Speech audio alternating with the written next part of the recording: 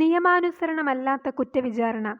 യേശു നേരിട്ട വിസ്താരത്തിൽ എങ്ങനെയെല്ലാമാണ് നീതി നിഷേധിക്കപ്പെട്ടതെന്ന് നോക്കാം. 1. മരണശിക്ഷ വിധിച്ചിട്ടാണ് യേശുവിൻ്റെ വിസ്താരം നടക്കുന്നത്. വിശുദ്ധ യോഹന്നാൻ 11:50, വിശുദ്ധ മർക്കോസ് 14:1. 2. കള്ളസാക്ഷികളെ ഹാജരാക്കി. വിശുദ്ധ മത്തായി 26:59. 3. സ്വയം സംരക്ഷണത്തിനുള്ള അവസരമോ അനുവാദമോ നൽകിയില്ല. വിശുദ്ധ ലൂക്കോസ് 22:67 മുതൽ 71 വരെ. 4. സന്നിധ്യ സംഘം രാത്രിയിൽ കൂടരുതെന്നാണ് നിയമം. 5. മഹാപുരോഹിതൻ യേശുവിനെ കൊണ്ട് സത്യം ചെയ്യിച്ച് താൻ നൽകിയ വാചകത്താൽ തന്നെ കുറ്റം വിധിക്കുകയെന്നത് തെറ്റാണ്. വിശുദ്ധ മത്തായി 26:63 മുതൽ 66 വരെ. 6.